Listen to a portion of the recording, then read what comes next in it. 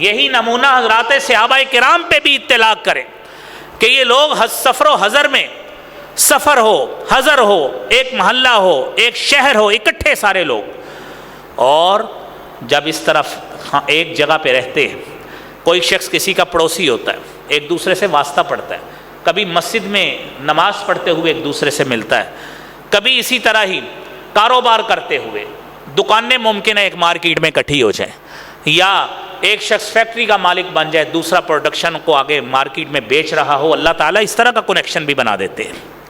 یہ دنیا کا نظام ہے، اور پھر اسی طرح ہر انسان ہے جو ایک دوسرے کے کام آتا ہے۔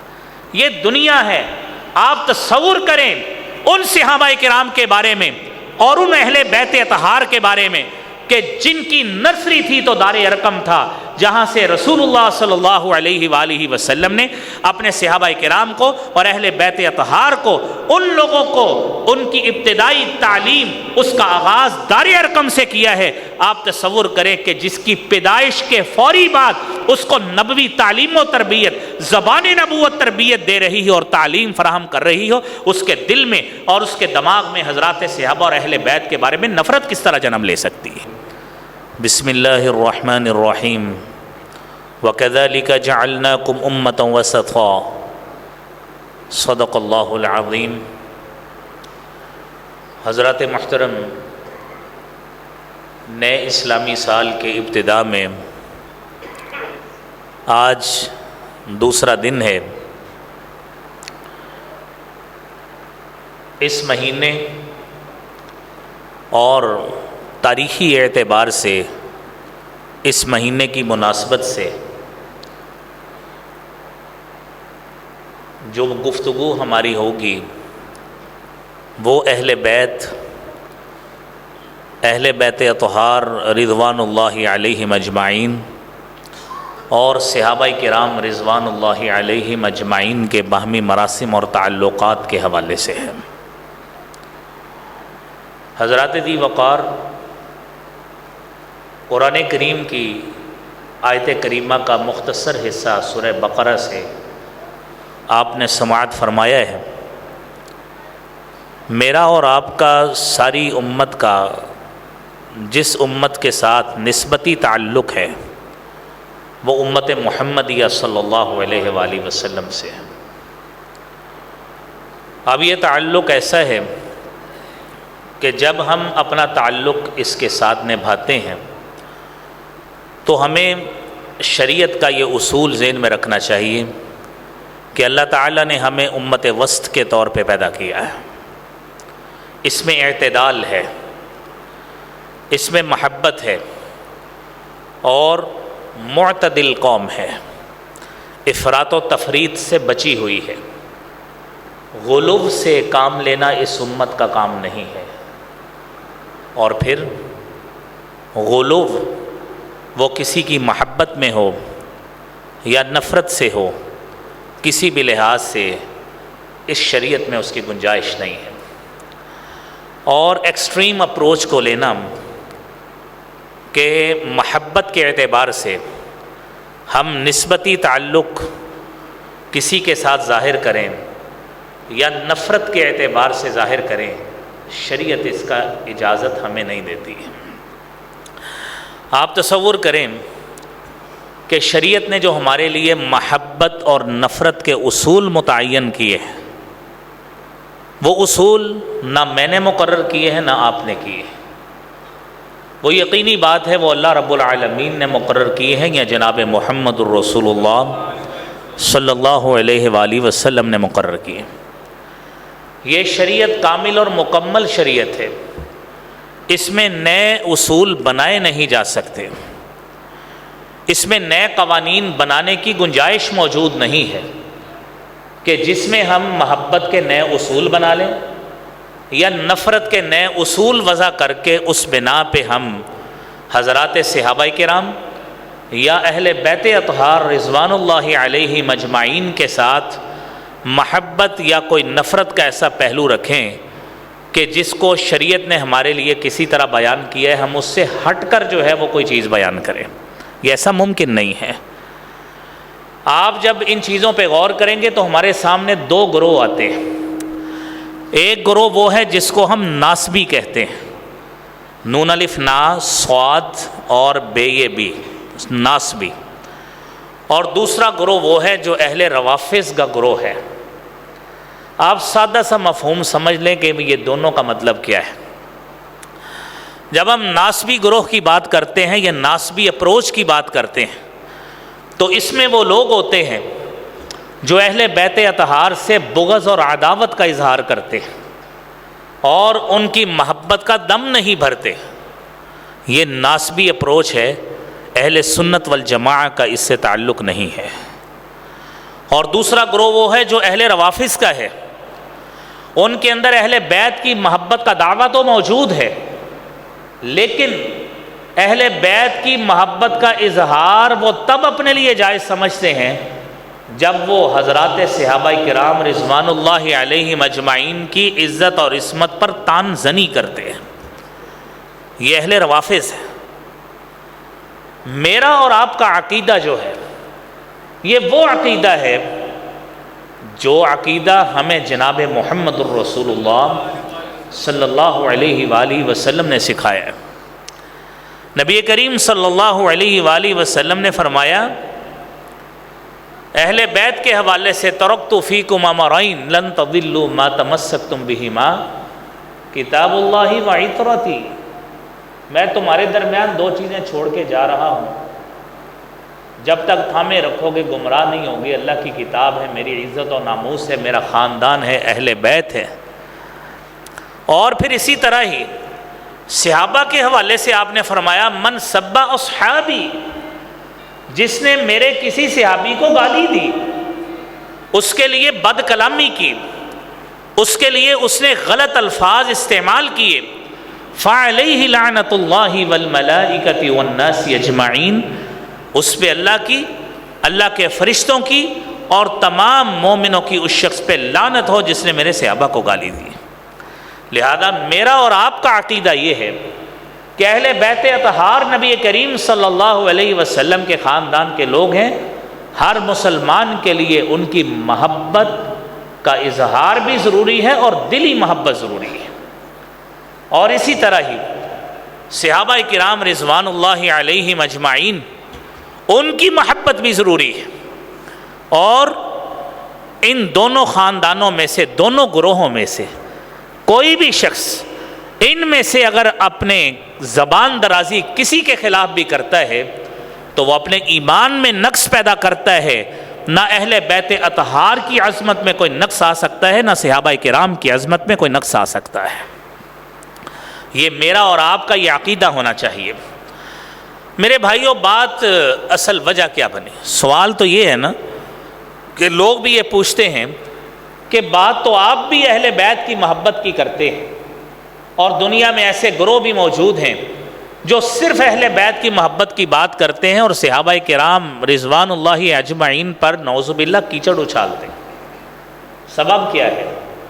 سبب یہ ہے کہ اہل تاریخ نے جب تاریخی واقعات کو رقم کیا ہے، جب تاریخ کے واقعات کو رقم کیا تو انہوں نے احادیث کی طرح واقعات کو لینے میں اس طرح کے اصول منطبق نہیں کیے جو اصول الحدیث کے علماء اور محدثین نے کیے تھے کہ لوگوں کے کردار پہ غور کیا جائے، جس کو عمومی طور پر جرح و تعدیل کا علم کہا جاتا ہے. اہل علم اس سے واقف ہیں. یہاں پہ میرے مجمع میں کوئی 2-4 لوگوں کو علم ہوگا. یہ وہ علم ہے جو مدارس میں پڑھایا جاتا ہے. اساتذہ کے سامنے شرف تلمذ حاصل کرنے سے یہ علم آتا ہے. خالی ٹی وی کی سکرینوں پہ بیٹھ کر بغیر استاد کے پڑھے احادیث کے نمبر بتا کے یہ علم حاصل نہیں ہوتا، اور نہ ہی اس علم کے بیک گراؤنڈ اور فور گراؤنڈ اس کا نہ علم ہو سکتا ہے، نہ اس کا فہم محسوس ہوتا ہے. میرے بھائیوں، نہ انہوں نے اصول منطبق کیے اور نہ ہی اپنے لکھے گئے واقعات کو قرآن کریم کی ان آیات پہ منطبق کیا جو اللہ تعالیٰ نے ان صحابہ کرام اور اہل بیت اطہار کے بارے میں نازل کی. جس وجہ سے آج کا مسلمان جب دونوں طرف کی چیزیں سنتا ہے تو دو راہے کا شکار ہوتا ہے اور ڈوئل اوپینین کا شکار ہو جاتا ہے کہ میں کدھر کو جاؤں. آپ قرآن پہ غور کریں، سب سے بڑی بنیاد ہمارے پاس قرآن کریم ہے کہ قرآن ان صحابہ کرام اور اہل بیت اطہار کے حوالے سے کیا کہتا ہے۔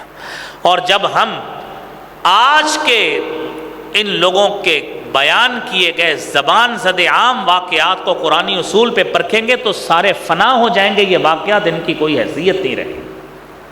صحابہ کی عظمت، اہل بیت کی عظمت وہ اسی طرح ہی قائم رہے گی اور اسی طرح ہی رہے گی جس طرح ان دونوں خاندانوں نے اپنے باہمی تعلق صدیوں تک قائم رکھے تھے۔ بدقسمتی سے ان تاریخ دانوں نے وہ تعلقات لوگوں کو نہیں بتائے۔ اگر محبت کے تعلقات ان صحابہ کے اور اہل بیت اطہار کے باہمی محبت کے رشتوں کے تعلق لوگوں کو بتائے ہوتے تو لوگوں میں آج صحابہ اور اہل بیت اطہار میں فرق محسوس نہ کیا جاتا۔ آپ قرآن کریم کی 3-4 آیات پہلے سنیں تاکہ ہماری بنیاد بنے اور ہمیں علم ہو کہ قرآن ان کے بارے میں کیا کہتا ہے۔ سب سے پہلی بات میرے بھائیوں، آپ دیکھیے کہ نبی کریم صلی اللہ علیہ وآلہ وسلم نے جب تربیت کی ہے تو تربیت آپ نے اپنے گھر سے ازواج مطہرات سے شروع کی، جہاں سے اہل بیت اطہار کا آغاز ہوتا ہے، وہاں سے آپ نے تربیت شروع کی، اپنی ازواج کی تربیت کی، اپنی اولاد کی تربیت کی، اور پھر اسی طرح اپنے صحابہ کرام کی تربیت کی۔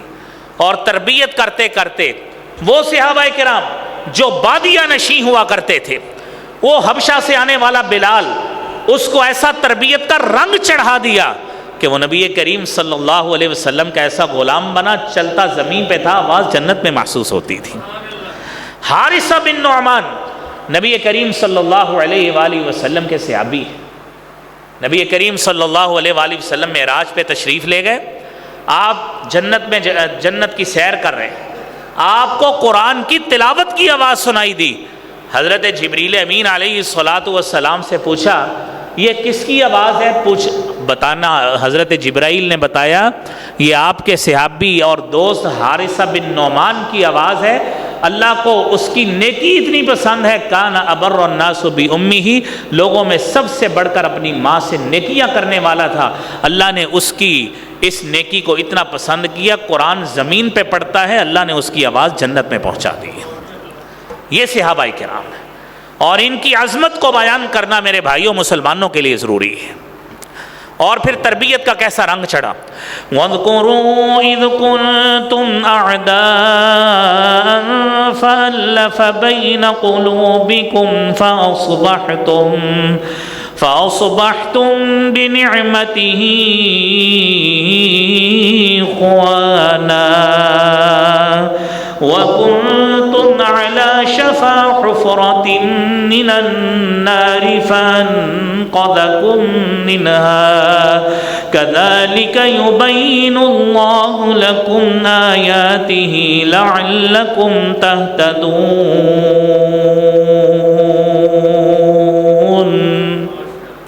تم اس وقت کو یاد کرو، تم تو ایک دوسرے کے دشمن تھے، ایک دوسرے کے خون کے پیاسے تھے۔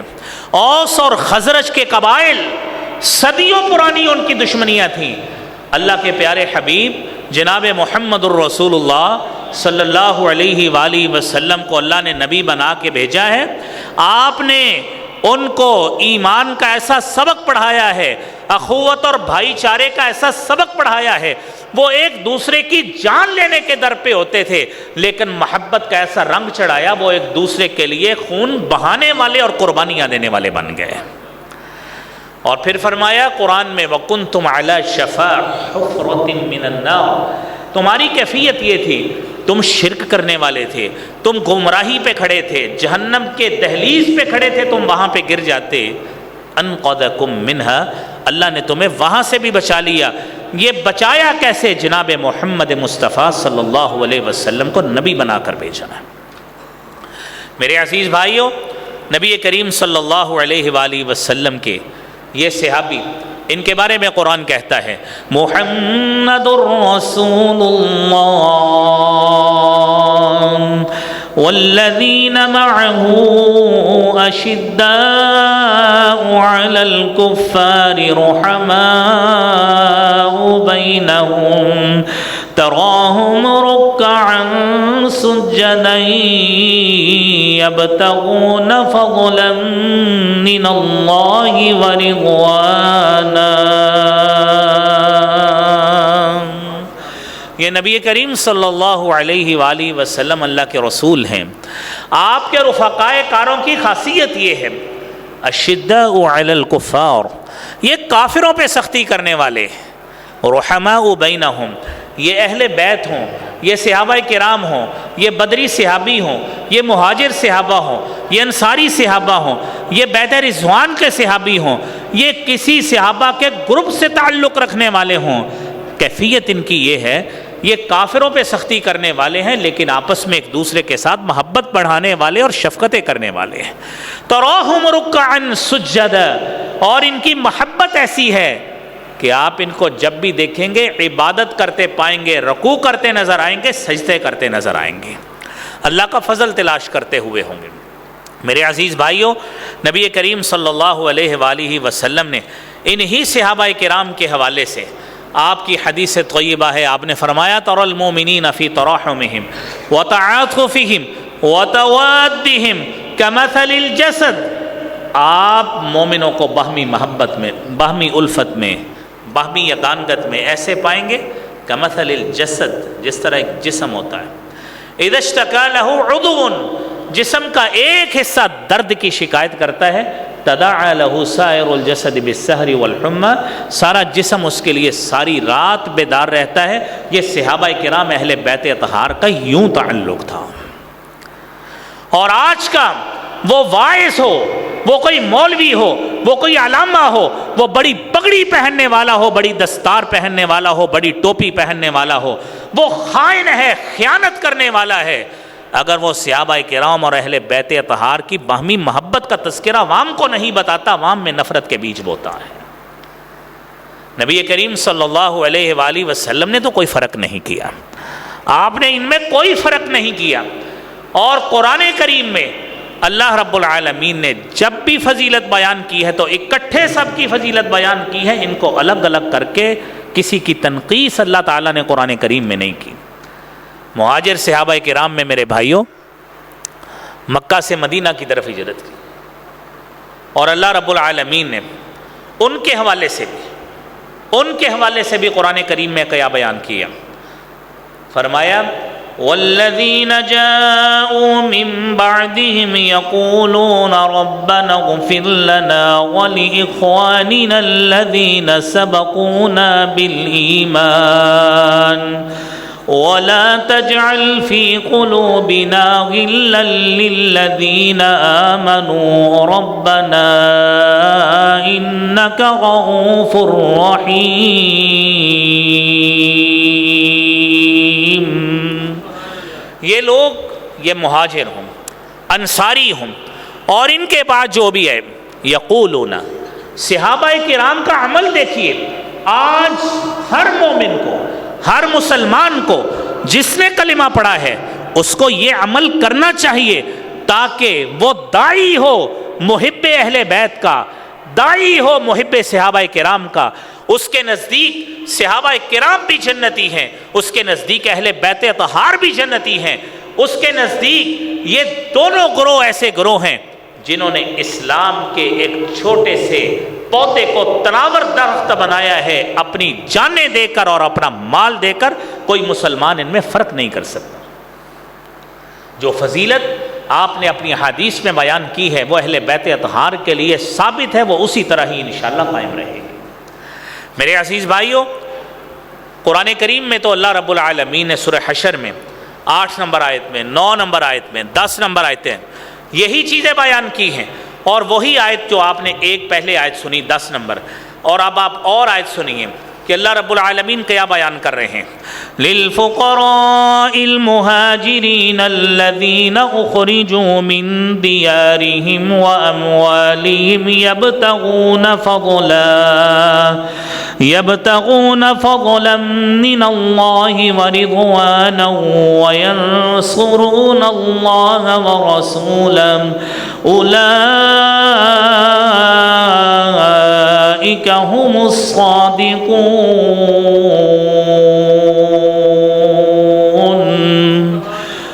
اللہ رب العالمین نے مہاجروں کو، جن کو اپنے گھروں سے نکالا گیا، مکہ سے بے دخل کیا گیا، اور اس سے پہلے وہ لوگ بھی ہیں جنہوں نے حبشہ کی طرف ہجرت کی تھی، وہ لوگ بھی ان کو گھروں سے نکالا گیا، وہ اللہ رب العالمین سے اس کا فضل مانگتے ہیں، اللہ رب العالمین کی اور اللہ کے رسول کی مدد کرتے ہیں دین کو غالب کرنے میں۔ میرا مالک کہتا ہے اولئک ھم الصادقون، یہ دعوے میں سچے ہیں۔ سب سے پہلا کردار اس میں ایمان لانے والا اہل بیت میں سے سیدہ خدیجہ رضی اللہ تعالیٰ عنہ ہے، ابو بکر صدیق رضی اللہ تعالیٰ عنہ، علی المرتضیٰ رضی اللہ تعالیٰ عنہ ہیں۔ میرے عزیز بھائیوں، یہ وہ صحابہ کرام ہیں، اور پھر ان کے بعد اللہ تعالیٰ نے اس میں اس اسلام کے فالوورز میں، پیروکاروں میں جو رونق میں اضافہ کیا ہے، وہ تاریخ کا ایک حصہ ہے، وہ گاہے بگاہے آپ سنتے رہتے ہیں۔ 1,44,000 کا گلدستہ اور فوج بنا کر، جس کو قرآن میں حزب اللہ کہا گیا ہے، اللہ کا گروہ کہا گیا ہے، اللہ نے اس گروہ کی نسبت اپنے ساتھ کی ہے، جناب محمد مصطفیٰ صلی اللہ علیہ وسلم کو یہ تیار کر کے دیا ہے۔ اور میرے بھائیوں، یہ وہ لوگ ہیں کہ جن کا کام یہ ہے کہ بعد میں بھی آئے، اپنے سابقین کے لیے دعا کرتے ہیں، ربنا اغفر لنا، اللہ ہمیں بھی معاف کر دے، اللہ ہمارے ان بھائیوں کو بھی معاف کر دے جو ایمان میں ہم سے پہلے تھے، اللہ ہمارے دلوں میں کوئی کینہ، کوئی بغض، کوئی نفرت نہیں ان لوگوں کے بارے میں ہونی چاہیے۔ یہ قرآن کہتا ہے۔ آج کا مولوی یہ آیتیں پڑھ کر لوگوں کو نہیں بتاتا کہ مومن مسلمان کے لیے، اہل بیت کے لیے بھی اور صحابہ کے لیے اس طرح کی محبت کرنا یہ ہر مسلمان مومن کے لیے واجب اور ضروری ہے، اس کے بغیر اس کا ایمان پورا نہیں ہو سکتا۔ اور فرق جب پڑتا ہے تو جب کوئی مولوی اس میں اپنی طرف سے دھوکہ دہی کرتے ہوئے، خیانت کرتے ہوئے، یہ آیتیں چھپا کر صحابہ کرام کی فضیلت کو الگ کر کے عوام کو نہیں بتاتا، تو جس کے نتیجے میں، لازمی نتیجے میں، عوام الناس میں اہل بیت اور صحابہ کرام دونوں کے درمیان فرق محسوس ہوتا ہے، اور وہ فرق محسوس کرتے ہوئے حضرات صحابہ کے بارے میں رنجش رکھتا ہے، جو کہ مسلمان کی شان نہیں ہے۔ اس کو قرآن پڑھنا چاہیے، اس کو یہ واقعات سننے چاہیے، یہ آیات کا مطالعہ کرنا چاہیے، تاکہ اس کو علم ہو سکے کہ اللہ رب العالمین نے کس طرح ان لوگوں کی شان اور فضیلت کو اور ان کے مناقب کو اللہ تعالیٰ نے قرآن میں بیان کیا۔ یہ ہر مسلمان کو علم ہونا چاہیے۔ میرے بھائیوں، صحابہ اور اہل بیت یہ مل جل کر رہتے تھے۔ کیسے مل جل کر رہتے تھے؟ ایک فطرت انسانی ہے کہ اگر آپ اس کالونی میں رہتے ہیں، اس محلے میں رہتے ہیں، سب سے پہلے چھوٹے بچے ہوتے ہیں، چھوٹے بچے آہستہ آہستہ بڑے ہوتے ہیں، مل جل کر رہتے ہیں، کھیلتے ہیں، کھاتے ہیں، پیتے ہیں، ایک دوسرے کے گھروں میں آتے جاتے ہیں۔ چھوٹی عمر ہوتی ہے، پردے کا بھی خیال نہیں ہوتا، کیونکہ ان سے پردہ نہیں ہوتا۔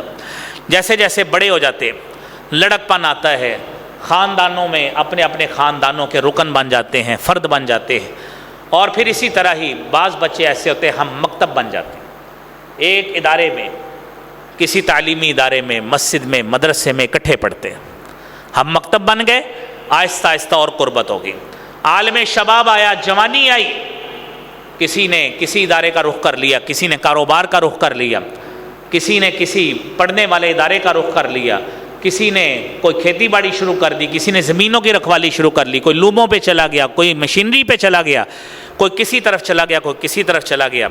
اور پھر آپ اسی پیٹرن میں صحابہ کرام کو بھی دیکھیں، یہی نمونہ حضرات صحابہ کرام پہ بھی اطلاق کریں کہ یہ لوگ سفر و حضر میں، سفر ہو، حضر ہو، ایک محلہ ہو، ایک شہر ہو، اکٹھے سارے لوگ، اور جب اس طرف ایک جگہ پہ رہتے ہیں، کوئی شخص کسی کا پڑوسی ہوتا ہے، ایک دوسرے سے واسطہ پڑتا ہے، کبھی مسجد میں نماز پڑھتے ہوئے ایک دوسرے سے ملتا ہے، کبھی اسی طرح ہی کاروبار کرتے ہوئے، دکانیں ممکن ہے ایک مارکیٹ میں اکٹھی ہو جائیں، یا ایک شخص فیکٹری کا مالک بن جائے، دوسرا پروڈکشن کو آگے مارکیٹ میں بیچ رہا ہو، اللہ تعالیٰ اس طرح کا کنیکشن بھی بنا دیتے ہیں۔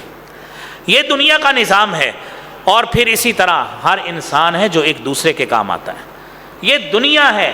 آپ تصور کریں ان صحابہ کرام کے بارے میں اور ان اہل بیت اطہار کے بارے میں کہ جن کی نرسری تھی تو دار ارقم تھا، جہاں سے رسول اللہ صلی اللہ علیہ وآلہ وسلم نے اپنے صحابہ کرام کو اور اہل بیت اطہار کو، ان لوگوں کو ان کی ابتدائی تعلیم اس کا آغاز دار ارقم سے کیا ہے۔ آپ تصور کریں کہ جس کی پیدائش کے فوری بعد اس کو نبوی تعلیم و تربیت، زبان نبوت تربیت دے رہی ہو اور تعلیم فراہم کر رہی ہو، اس کے دل میں اور اس کے دماغ میں حضرات صحابہ اور اہل بیت کے بارے میں نفرت کس طرح جنم لے سکتی ہے؟ اور پھر دار ارقم کے بعد یہی صحابہ کرام، یہی اہل بیت اطہار ہیں جو کفار قریش، کفار قریشی، ان کے خلاف نبرد آزما ہوئے اور ایمان کی خاطر انہوں نے اپنے خاندانوں کو چھوڑا، اقارب کو چھوڑا، مال و دولت کو چھوڑا۔ کچھ حبشہ کی طرف ابتدا میں 2 مرتبہ ہجرت کر کے گئے، پھر مدینہ کی طرف ہجرت کی، جنگ بدر لڑی، احد لڑی، احزاب لڑی، اور پھر میرے بھائیوں 7 ہجری میں جنگ خیبر لڑی، 8 ہجری میں جنگ موتا لڑی، 8 ہجری میں ہی فتح مکہ ہوا، 8 ہجری میں ہی جنگ حنین ہوئی، اور 9 ہجری میں 30,000 کا لشکر جناب محمد مصطفیٰ صلی اللہ علیہ وسلم نے تبوک کے لیے تیار کیا۔ کون لوگ تھے؟ وہ یہی صحابہ کرام تھے، وہی اہل بیت اطہار تھے۔ اور سورہ انفال کی 63 نمبر آیت میں اللہ تعالیٰ نے ان کی باہمی محبت کو اس طرح بیان کیا ہے، وَأَلَّفَ بَيْنَ قُلُوبِهِمْ لَوْ أَنفَقْتَ مَا فِي الْأَرْضِ جَمِيعًا مَا أَلَّفْتَ بَيْنَ قُلُوبِهِمْ وَلَكِنَّ اللَّهَ أَلَّفَ بَيْنَهُمْ إِنَّهُ عَزِيزٌ حَكِيمٌ۔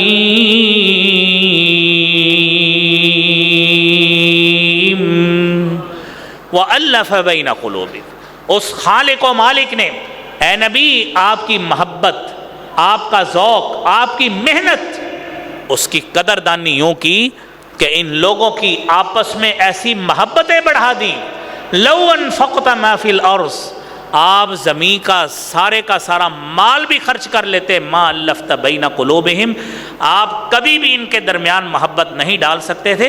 یہ اللہ کی خاص رحمت ہوئی ہے کہ اللہ تعالیٰ نے آپ کی محنت اور محبت کی قدردانی کرتے ہوئے ان صحابہ کو ایک دوسرے کے بھائی بھائی بنا دیا۔ حضرات ذی وقار صحابہ کرام رضوان اللہ علیہم اجمعین، اہل بیت اطہار رضوان اللہ علیہم اجمعین، ان کا باہمی تعلق، باہمی محبت کی مثالیں دیکھیے۔ سیدنا ابو بکر صدیق رضی اللہ تعالی عنہ، آپ کی محبت اہل بیت کے ساتھ کیسی تھی؟ صحیح بخاری کی حدیث ہے 3712 نمبر۔ ایک موقع پر حضرت ابو بکر صدیق رضی اللہ تعالی عنہ موجود ہیں، آپ کے سامنے اہل بیت کا تذکرہ ہوا۔ اہل بیت کا تذکرہ ہوا تو ابو بکر صدیق رضی اللہ تعالیٰ عنہ کہنے لگے، والذی نفسی بیدہ، قسم ہے اس ذات کی جس کے قبضہ قدرت میں مجھ ابو بکر صدیق رضی اللہ تعالیٰ عنہ کی جان ہے، لقرابۃ رسول اللہ صلی اللہ علیہ وآلہ وسلم احب الی ان اصل من قرابتی، جناب محمد الرسول اللہ صلی اللہ علیہ وآلہ وسلم کے خاندان کی قرابت کو ملانا اور اس سے تعلق جوڑنا مجھے اپنی قرابت سے کہیں زیادہ عزیز ہے۔ میری رشتہ داری چھوٹتی ہے تو چھوٹ جائے، میرا خاندان بچھڑتا ہے تو بچھڑ جائے، لیکن جناب محمد مصطفیٰ صلی اللہ علیہ وآلہ وسلم اور اہل بیت کے ساتھ میری قرابت کبھی نہ چھوٹنے پائے، یہ جناب ابو بکر صدیق رضی اللہ تعالیٰ عنہ بیان کرتے ہیں۔ اور پھر ساتھ ہی فرمایا، ارقبوا محمدا فی اہل بیتہ، لوگوں کو مخاطب کر کے کہتے ہیں کہ رسول اللہ صلی اللہ علیہ وآلہ وسلم کے احترام کے پیش نظر اہل بیت کا احترام کرو، آپ کے گھر والوں کا احترام کرو، آپ کی ازواج کا احترام کرو، ان کی اولاد کا احترام کرو۔ اور میرے محترم بھائیوں، جناب محمد رسول اللہ صلی اللہ علیہ وآلہ وسلم کے اس خاندان کے ساتھ آپ کی قربت کیسی تھی؟ ایک دن سیدنا حسن رضی اللہ تعالی عنہ، حضرت علی رضی اللہ تعالی عنہ کے بڑے بیٹے، اپنے والد علی کے ساتھ تھے۔ حضرت ابو بکر صدیق رضی اللہ تعالی عنہ نے ان کو اٹھایا، ابو بکر صدیق نے ان کو پکڑا ان کو اٹھایا، ان سے پیار کیا، اور ساتھ ہی کہنے لگے، پیار کا اندازہ دیکھیے، کہنے لگے واہ بی ابی شبہ النبی لیس شبیہا بعلی، کیفیت یہ ہوئی علی رضی اللہ تعالیٰ عنہ کو مخاطب کر کے کہتے ہیں کہ علی اگر قسم لینی ہے تو لے لو کہ سچی بات ہے یہ آپ کے ساتھ مشابہت نہیں رکھتا، یہ اپنے نانا ابو جناب محمد الرسول اللہ صلی اللہ علیہ وسلم سے مشابہت رکھتا، ان سے مشابہت رکھتا ہے۔ مسند احمد کی 40 نمبر حدیث ہے۔ اور یہ بات کہنے کی دیر تھی، علی رضی اللہ تعالیٰ عنہ ابو بکر صدیق کی بات سن کر ہنسنے لگ گئے۔ یہ آپس کی محبت۔ اور عمر فاروق رضی اللہ تعالیٰ عنہ کی اہل بیت سے محبت دیکھیے۔ حضرت عباس رضی اللہ تعالیٰ عنہ نبی کریم صلی اللہ علیہ وآلہ وسلم کے چچا ہیں، عباس بن عبد المطلب، اہل بیت سے۔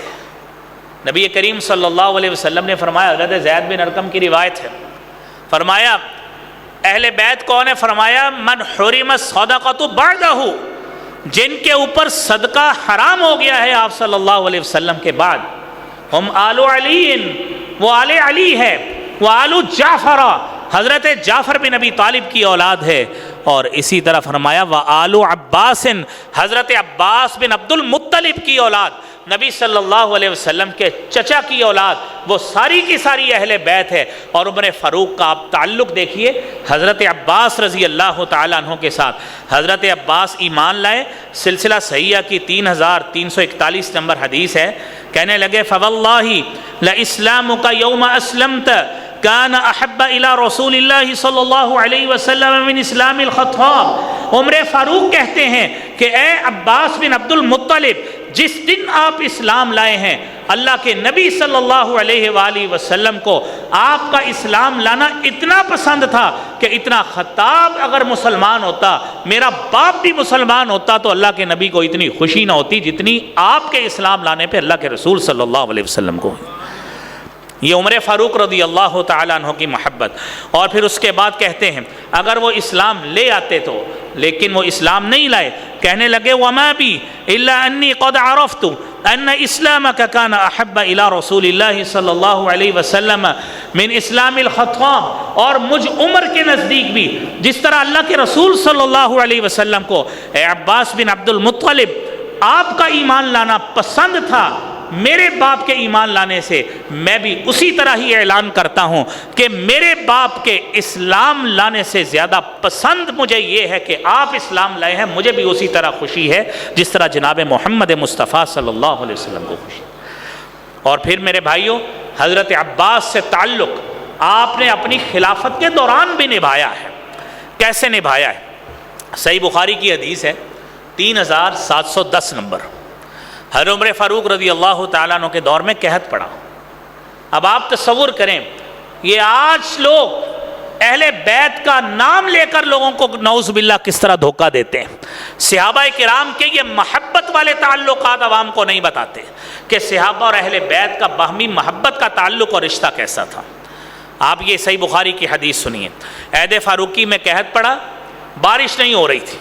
حضرت عباس رضی اللہ تعالیٰ عنہ کو درخواست کی امیر المومنین عمر فاروق رضی اللہ تعالیٰ عنہ کہ آپ خاندان رسول سے تعلق رکھتے ہیں، آپ کے ساتھ نسبت رسول صلی اللہ علیہ وسلم ہے، اور جا کے کہتے ہیں اللہم انا کننا نتوسل الیک بنبینا، اے اللہ رب العالمین، پہلے ہمارے اوپر کوئی مصیبت آتی تھی، قحط آتا تھا، ہم اللہ کے نبی صلی اللہ علیہ وسلم کو آپ کو وسیلہ بنا کر آپ کے پاس جاتے تھے، آپ صلی اللہ علیہ وسلم کے پاس آپ سے دعا کراتے تھے، اللہ کریم تو اپنی رحمت سے وہ ہماری مشکل حل کر دیتا تھا، فتسقینا، اللہ تو ہمیں پلا دیتا تھا، بارش برسا دیتا تھا۔ آج اللہ کے نبی موجود نہیں ہیں، وَإِنَّا نَتَوَسَّلُ إِلَيْكَ بِعَمِّ نَبِيِّنَا، اللہ ہم نبی صلی اللہ علیہ وسلم کے چچا کو تیرے سامنے لے آئے ہیں، ہم اہل بیت کے اس تقدس کو اور اس نسبت کو اللہ تیرے سامنے پیش کر رہے ہیں۔ فسقنا، اللہ ہمارے اوپر جو قحط والی مصیبت ہے اللہ اس کو دور کر کے ہمارے اوپر بارش نازل فرما۔ فیسقون، تو اللہ رب العالمین کی طرف سے ہم پر بارش نازل ہو۔ یہ حضرات، یہ تعلق ہے سیدنا عمر فاروق رضی اللہ تعالیٰ عنہ۔ اور آج آپ تصور کریں، لوگوں نے، کسی نے سوشل میڈیا پہ سیدنا عمر فاروق رضی اللہ تعالیٰ عنہ کے مختلف فلیکسز، کل یوم شہادت تھا یکم محرم کو، لوگوں نے مختلف جگہ پہ ان کے فلیکسز پوسٹ کیے محبت کی خاطر، اور دنیا میں ایسے بدترین لوگ بھی موجود ہیں۔ نبی کریم صلی اللہ علیہ وآلہ وسلم نے فرمایا تھا کہ عمر، جب بھی تو نظر آتا ہے، تیرا نام آتا ہے، شیطان اس راستے کو چھوڑ کر دوسرا راستہ اپنا لیتا ہے، تیرا سامنا نہیں کرتا۔ بدترین لوگوں نے حضرت عمر فاروق رضی اللہ تعالیٰ عنہ کا نام عمر فلیکس سے بلیڈ کے ساتھ کاٹ کاٹ کر اپنے بغض اور نفرت کا اظہار کیا۔ اور عمر فاروق کی اس اہل بیت سے محبت دیکھیے کہ عمر فاروق نے کس طرح ان اہل بیت سے محبت کی۔ مال غنیمت آتا تھا، 10 سال آپ نے خلافت سنبھالی، مال غنیمت آتا تھا، فے کے حصے مقرر ہوتے تھے۔ اہل بدر کے لیے، جن کے لیے نبی کریم صلی اللہ علیہ وآلہ وسلم نے فرمایا تھا کہ اعملوا ما شئتم، جو عمل مرضی کرتے جاؤ، قد غفر اللہ لکم، اللہ نے تمہیں معاف کر دیا ہے، ہر حیثیت سے تمہارے گناہوں کی اللہ پکڑ نہیں کرے گا۔ حضرت عمر فاروق نے ہر بدری صحابی کے لیے، بدر میں شرکت کرنے والے کے لیے 5000 درہم مقرر کیے۔ حضرت علی کو بھی 5000 درہم مقرر کیے، وظیفہ مستقل طور پہ۔ اور اس کے ساتھ ساتھ حضرت علی کے بیٹے حضرت حسن رضی اللہ تعالیٰ عنہ 5000 درہم ان کے لیے، حضرت حسین رضی اللہ تعالیٰ عنہ 5000 درہم ان کے لیے۔ آپ تصور کیجئے، حضرت حسن اور حضرت حسین کی تو پیدائش بھی غزوہ بدر کے وقت نہیں ہوئی، ان کی تو پیدائش بھی اس کے بعد کی ہے، لیکن اس نسبت کی خاطر، خاندان رسول کی نسبت کی وجہ سے، اہل بیت کی محبت کی وجہ سے، عمر فاروق رضی اللہ تعالیٰ عنہ نے حضرت علی کے لیے الگ 5000، حضرت حسین کے لیے الگ 5000 اور حضرت حسن کے لیے الگ 5000 درہم مقرر کیے۔ یہ محبت اہل بیت کا اس سے بین ثبوت اور کیا ہو سکتا ہے؟ ورنہ حکمران اگر نفرت میں ہو تو جو کچھ 4-5 سال سے ہمارے ملک میں حکمران اپوزیشن والوں کے ساتھ، پہلی حکومت اپوزیشن کے ساتھ اور اب والی حکومت اپوزیشن کے ساتھ جو کچھ کر رہی وہ آپ کے سامنے ہے، یہ یہاں پہ بیان کرنے کی ضرورت نہیں ہے کہ حکمران اپنے مخالفین سے کیا کرتے ہوتے ہیں۔ تو میرے بھائیوں، یہ عمر فاروق رضی اللہ تعالیٰ عنہ کی محبت، اور پھر حضرت علی رضی اللہ تعالیٰ عنہ کا، آج علی کا علم اٹھانے والے، علی کی محبت کا دم بھرنے والے آپ لوگ ہو، آپ اہل سنت والجماعہ ہو، آپ کے نزدیک ابو بکر کی بھی اسی طرح اہمیت ہے جس طرح علی رضی اللہ تعالیٰ عنہ کی ہے۔ آپ کے لیے آل رسول میں اور خاندان رسول میں جس طرح علی کی محبت ہے، کوئی مسلمان ابو بکر کی فضیلت اور اس کی اہمیت سے بھی انکار نہیں کر سکتا، یہ اس کے لیے ممکن ہی نہیں ہے، ایمان ناقص ہو جائے۔ اور علی رضی اللہ تعالیٰ عنہ کا عمر سے پیار کیسا تھا؟ حضرت ابن عباس رضی اللہ تعالیٰ عنہ بیان کرتے، عبداللہ ابن عباس حبر الامہ مفسر قرآن، صحیح بخاری کی 3685 نمبر حدیث۔ آپ سنیے، تصور کیجئے علی رضی اللہ تعالیٰ عنہ کے حضرت عمر فاروق کے لیے جذبات کیسے تھے۔ کہنے لگے، حضرت عبداللہ بن عباس بیان کرتے، اور یاد رکھیے کہ حضرت عبداللہ بن عباس حضرت عباس کے بیٹے ہیں۔